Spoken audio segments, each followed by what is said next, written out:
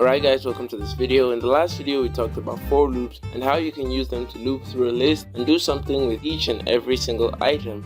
In today's video we're going to be looking at the range function, and we're going to see how we can use it to declare number lists quickly and how it's going to save us time, especially if the numbers in your list have a specific pattern. If you're ready for this video, make sure to drop a like down below. Don't forget to subscribe to this channel and hit the bell icon so that you'll be notified when I upload a new video. Anyways, without further ado, let's get into the video.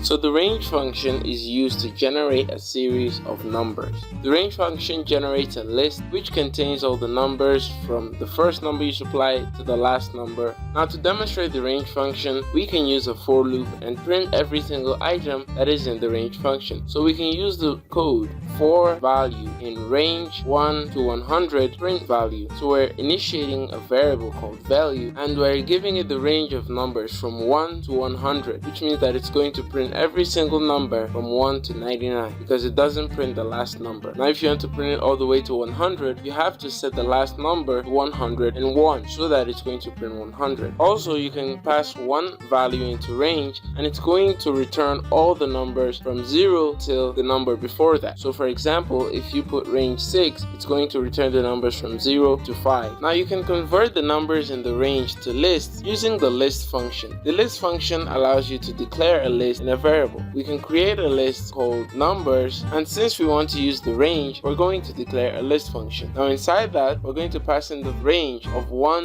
to 51 so that it's going to return the numbers from 1 to 50. When you do this and print the list, it's going to return all those numbers and it's going to arrange them just like a list. In this way, you can treat it as a list, you can modify it, but as long as it's been declared, then you can use it as a normal list. You can also use the range function to tell Python to skip numbers in a given range. This is what I was talking about before. If your numbers have a pattern, you can use this range function to generate a list. So the way we do this is by passing a third argument. The third argument is the step. When you pass that third argument, it's going to continuously add the number in the third argument to the next number in the list. For example, if you generate the list of range 1 to 51 and add a step of 2, it's going to continuously add 2 until it reaches the value 51, and then it's going to print the result. So this is how you generate the list if it has a specific pattern. Now you can make this as complicated as you like as long as it generates the list that you want. So let's say you want to generate the squares of a number. First thing we're going to do is declare an empty list called squares. Next thing we're going to do is add a for loop and tell Python to loop through each value from 1 to 10 using the range function. Now inside that loop, we're going to raise the current value to the second power and assign it to the variable square, and then we're going to append the value square into the variable squares. When you do this, it's going to continuously add the square numbers it generates into the list. But if you don't want to use this long approach, you can also use squares.append value raised to the second power. This is just going to append the square of the value, just a shorter form of the code that we used previously. So when you run this, of course these two work the same. When you run it, it's going to create the temporary value inside the